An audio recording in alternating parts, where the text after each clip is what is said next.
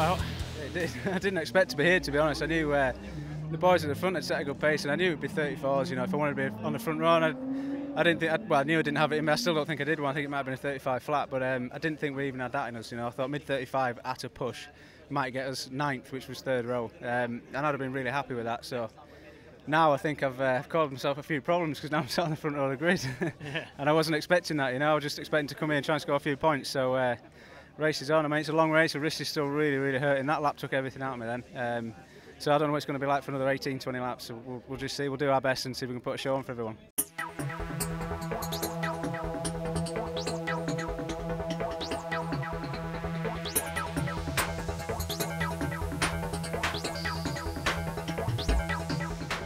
Go out.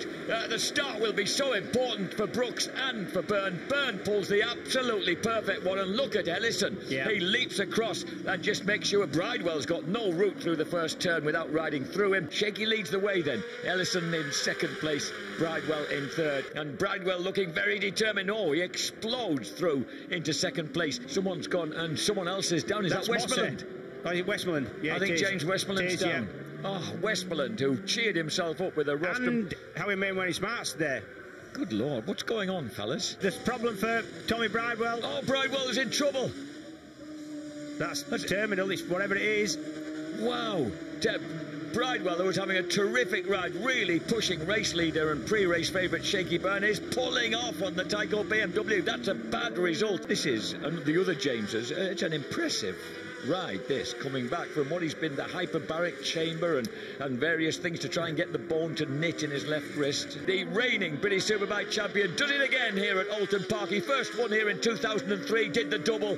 He's done the single here on day 1. James Ellison, an amazing 2nd. 3rd is Buchan. 4th is Josh Brooks. 5th, vitally, for number 4, Dan Linford, ahead of Luke Mossey. Lee Jackson, I think, might have lost out. He did to Richard Cooper on the rush into the line, but still gets Shaky Byrne, then steps onto the top deck of the rostrum.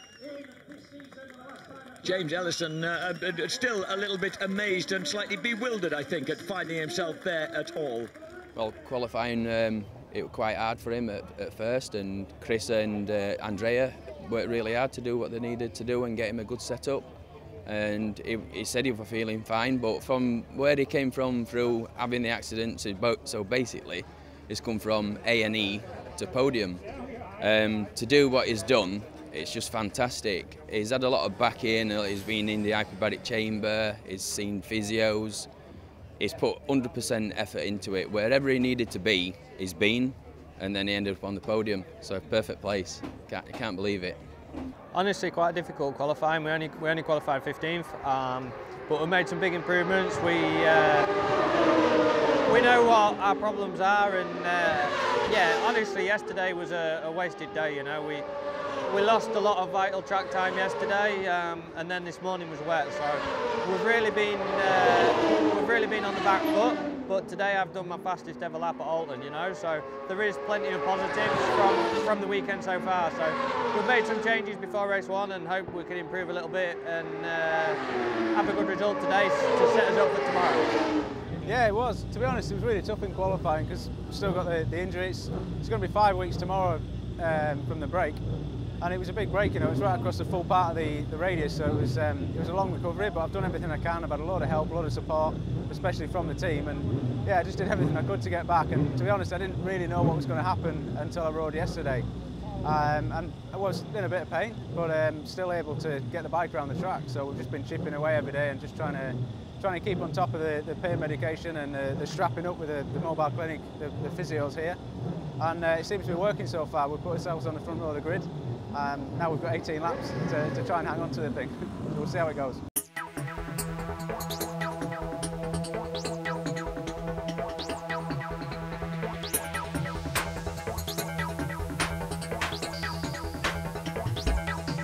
The lights go out and they'll have the full-on 18 laps ahead of them. And he's suffering. He says the hand is more uncomfortable today than it was yesterday, James. The ligament damage is the biggest problem in the left arm and hand. And that's probably the reason for the bad start, actually, because obviously your left hand works the clutch, and if you've not just got so much feel with it, especially with bikes revving around you and you're not being able to really hear what your engine's doing as well. I was going to say, James Ellison, what he desperately wants is podium points, and of course right now he's on the back of this train. He can see that possibility of a third place. So these guys are lining third, fourth, fifth and sixth. Behind them we've got Jackson, Cooper, Laverty and Christian Idden rounding out the top 10 ahead of Peter Hickman and James Westmoreland. They're launching over the top of the hill at the moment. Look at this lot. So it sounds like it's James Westmoreland, his teammate at JG Speedfit Kawasaki, who's gone straight on then at the chicane. Westy not having the best of weekends after that podium finish at Cadwell, James. Shaky Burns pulled over, and that's a big blow up, and the reason I know that is because he pulled straight off, so he thinks oil's leaking out. See him looking down. And the Australian has done it again. Josh Brooks wheelies across the line on the Milwaukee Yamaha to take a splendid race win. Second place will go to Danny Buchan. Buchan gets second place, his best result in British Superbikes. Another rostrum much needed for Danny Buchan. Third, fourth Mossy, fifth Ellison. Sixth place does get gripped by Peter Hickman ahead of Michael Laverty. Richard Cooper eighth. Two top tens for the JG Speedfit Kawasaki boys.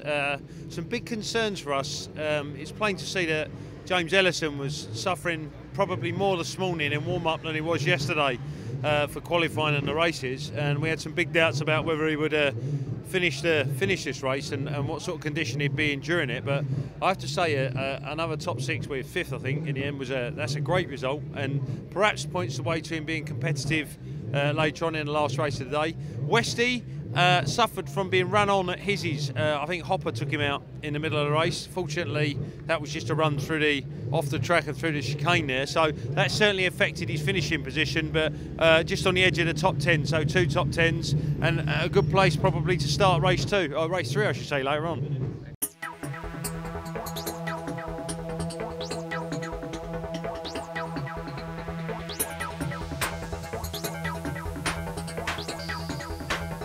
When the lights go out, the race is on. 18 laps of Oulton Park, 2.7 miles here of Cheshire's beautiful countryside. James Ellison also breathing down his neck, and then that big black and yellow figure of Danny Buchan. And the man with the dazzling green and yellow helmet has James Ellison trying to put, as Mark Smith-Halverson was pointing out, James, with that, particularly with the ligament damage to his hand, just struggles to make a move on the brakes to get past people once he's caught them. Behind Laverty in 10th, it's Kianari, Jessup, Lee Jackson, Howie Mainwaring Smart. 15th is James Westmoreland there, then Chris Walker, number 9, just outside the points. There are the podium credits right now. 55 Brooks, 47 Byrne, 22 Ellison, 12 Easton, 9 Bridewell, 7 Linfoot. Ellison already in the showdown. Obviously there's only one place up for grabs really, that's Easton's place, and it is number 4 Dan Linfoot is the man who's just about to nick it. Here's Ellison though, having a look at Island Bend. Oh, difficult place to pass that. Well, it's difficult to make it stick and be firm with it. It's,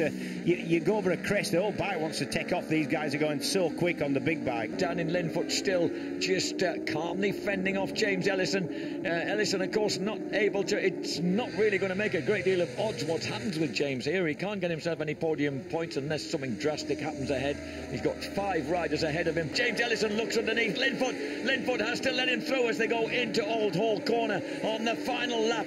Dan Linfoot sheds a place then and drops to 6th place. It's Shaky Byrne who does the double for PBM Kawasaki. 2nd place for number 25 Josh Brooks. 2 points will separate them as they go into the showdown, and Dan Linfoot will join them for Honda. Bike number 4 does it. It's a really positive result for both sides of the garage in a lot of ways. We were disappointed with not to have more performance from Westy at Cadwell, and we spoke about that both at the meeting and during the week, and we've definitely seen him come back to some sort of form this weekend. His lap times and his race time without the pace car in race 3 is much better from him. But overall, our focus was James Ellison and the Showdown. I believe we can do it. You know, we've come through this season with 2 broken ribs at the start of it and a broken wrist, and we're still sat third in the championship. So, you know, what we can do when we're fully fit, we should be able to get back to where we were at the start of the season and winning races. So I've certainly missed it. The bike is well capable of winning every weekend. So, and I think it'd be good for the fans as well. You've got 2 Kawasaki's, 2 BMWs, Honda, Yamaha. Going into the showdown, it's going to be epic. So looking forward to it.